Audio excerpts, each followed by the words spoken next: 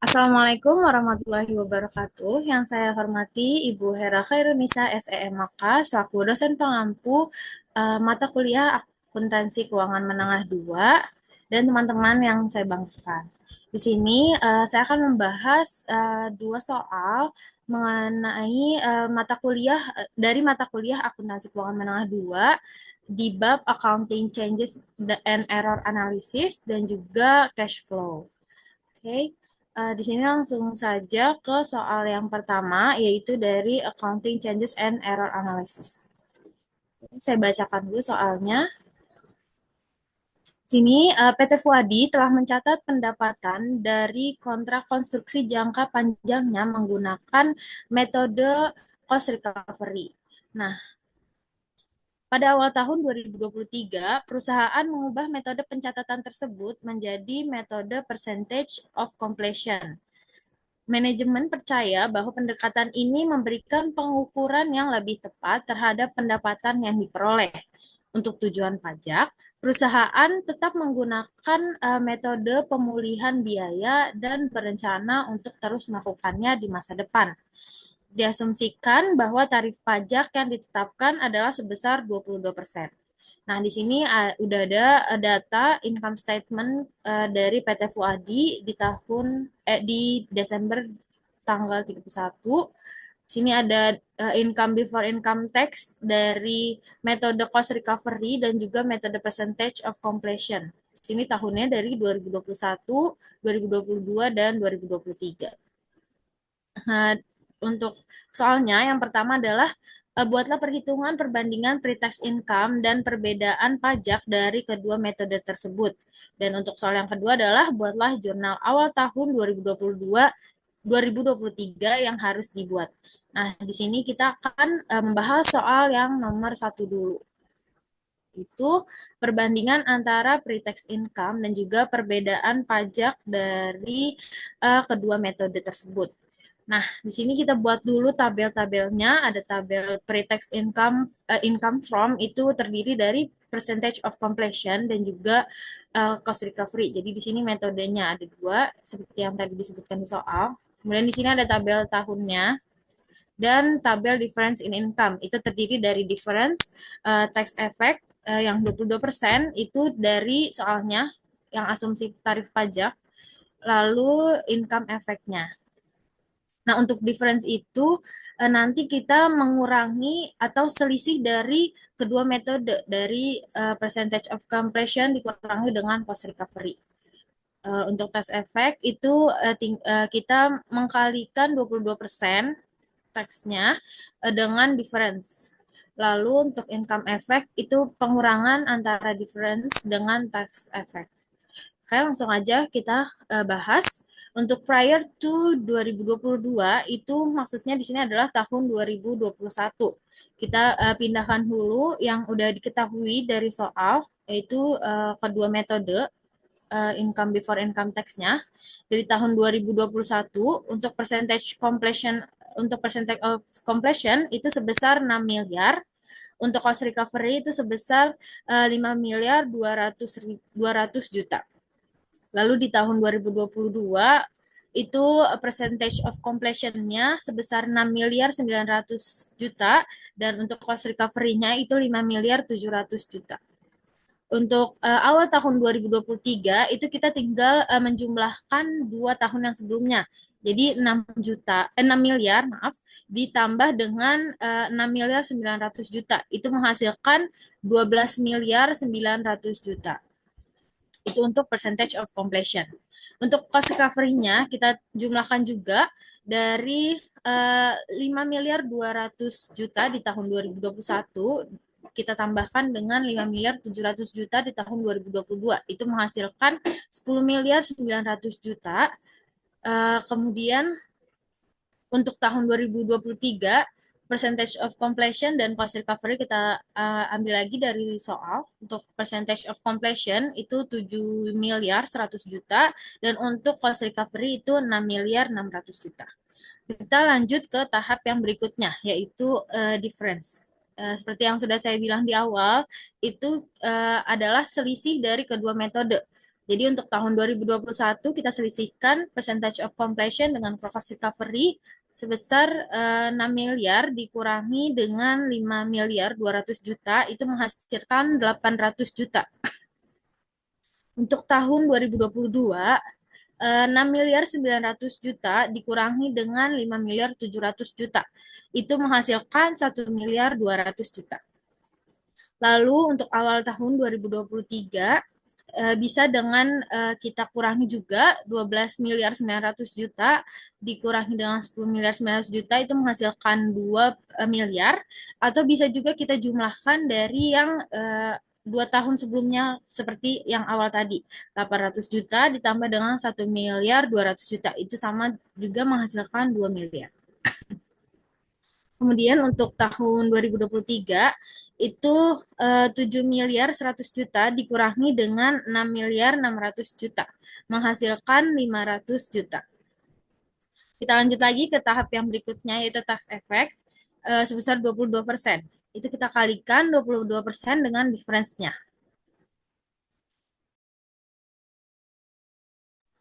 Untuk yang tahun 2021, kita kalikan 22% dengan 800 juta, menghasilkan 176 juta.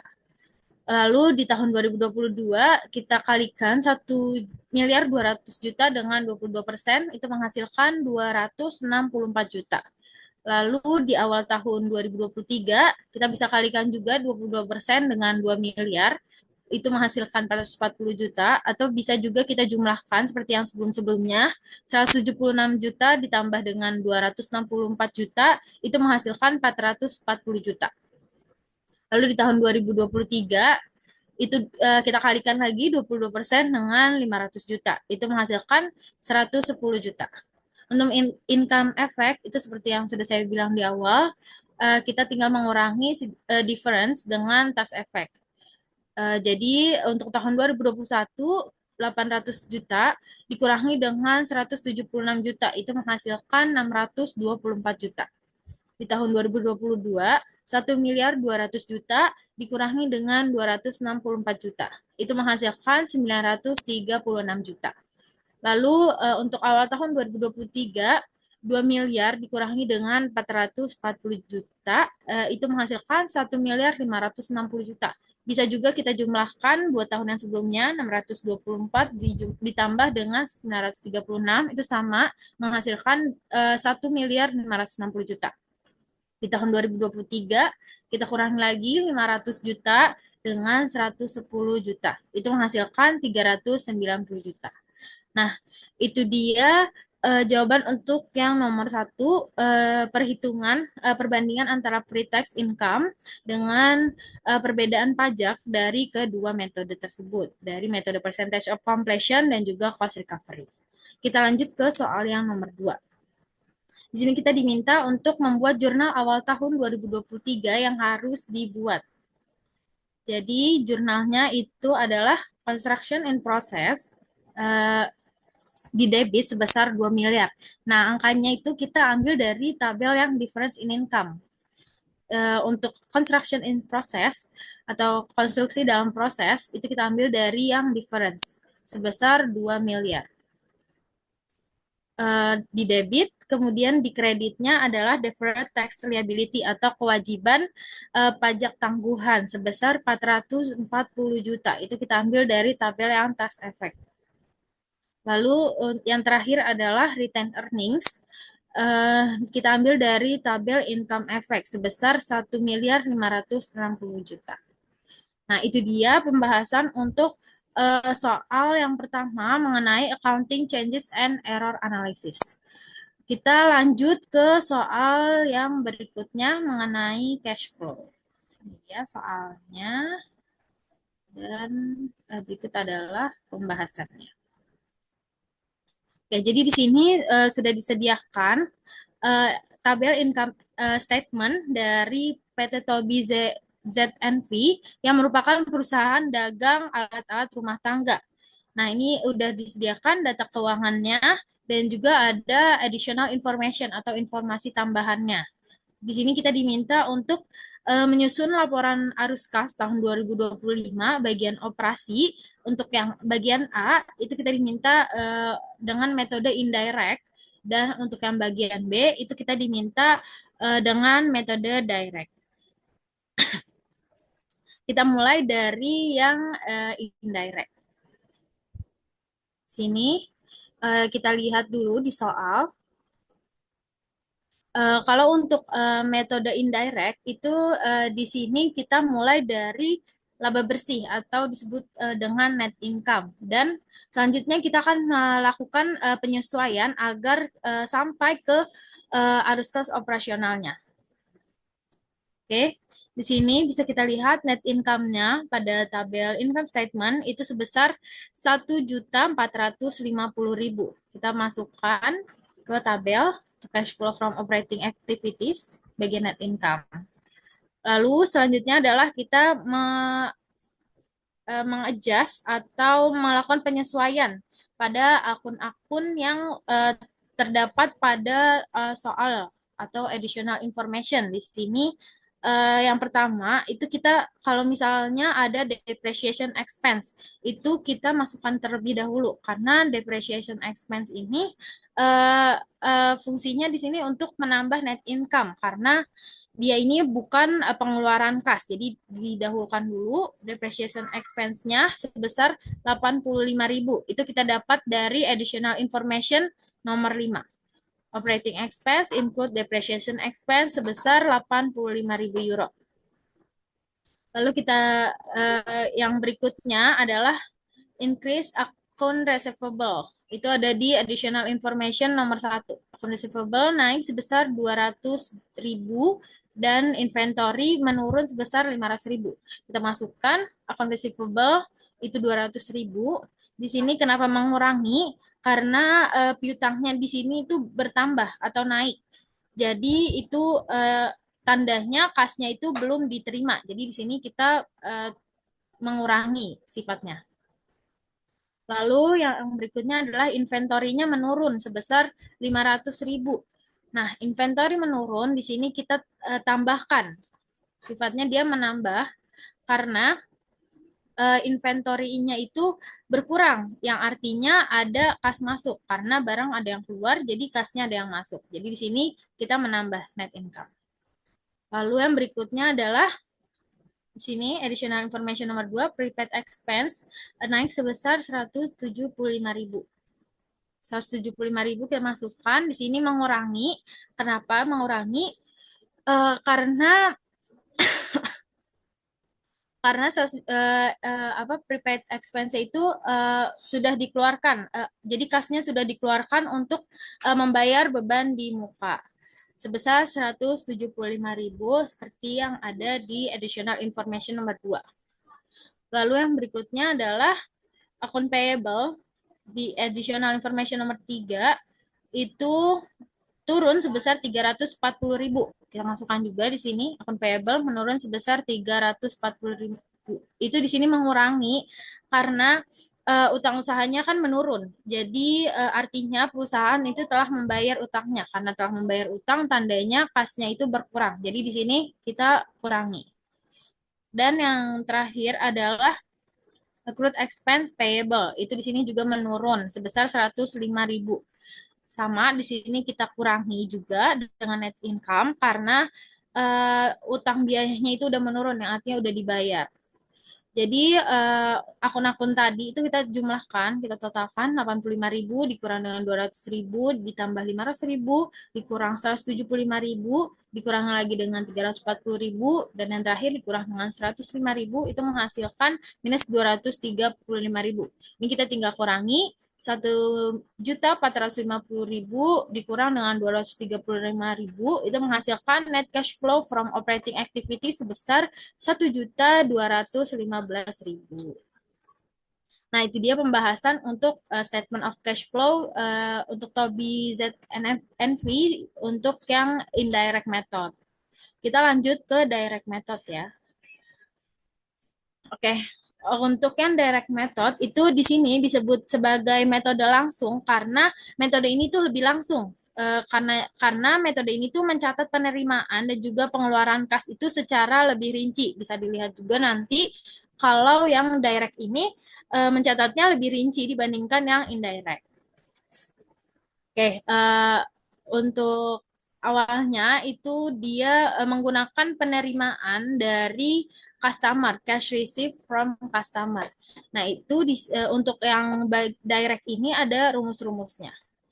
Yang pertama kan cash receipt from customer. Itu bisa kita lihat di sini rumusnya adalah sales revenue ditambah atau dikurangi dengan akun receivable. Itu tergantung dia akun receivable-nya naik atau turun. Nah, kita lihat lagi di soal adalah akun receivable-nya naik. Jadi di sini dia mengurangi.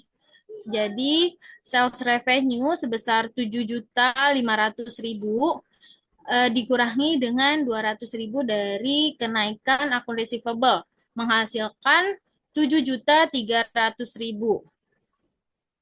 Lalu dikurangi dengan cash payment, kas keluar untuk pembayaran. Yang pertama itu ada untuk suppliers. Kita lihat lagi rumusnya, cash payment to suppliers. Rumusnya adalah COGS ditambah atau dikurangi dengan inventory, lalu ditambah atau dikurangi dengan account payable. Sini kita lihat lagi soalnya. COGS di sini tertera 4.900.000. Dikurangi dengan 500.000. Sini 500.000 karena inventorinya berkurang. Inventory menurun. Jadi dia dikurangi 500.000 dari inventory dan ditambah dengan 340.000 karena account payable-nya itu menurun.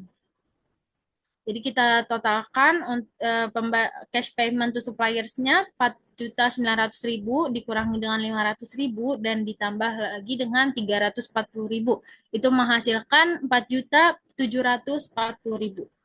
Kita lanjut untuk cash payment for operating expense. Itu di sini rumusnya adalah operating expense ditambah atau dikurangi dengan prepaid expense, lalu ditambah atau dikurangi juga dengan accrued expense payable.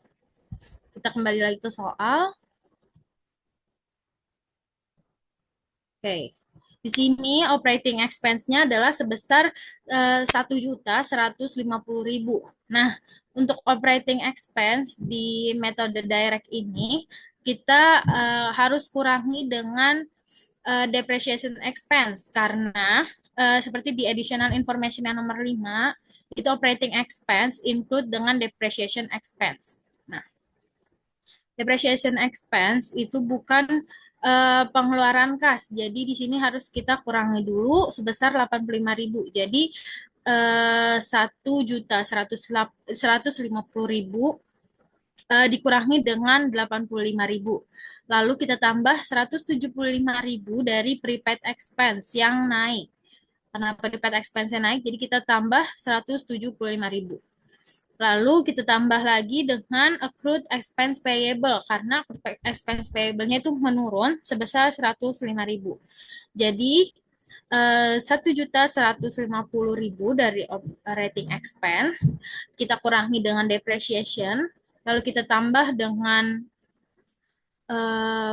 prepaid expense, lalu kita tambah lagi dengan accrued expense. Jadi 1.150.000 dikurang 85.000 ditambah 175.000 ditambah lagi dengan 105.000. Itu menghasilkan 1.345.000. Lalu kita totalkan itu menghasilkan 6.085.000. Di sini mengurangi karena ini adalah kas keluar.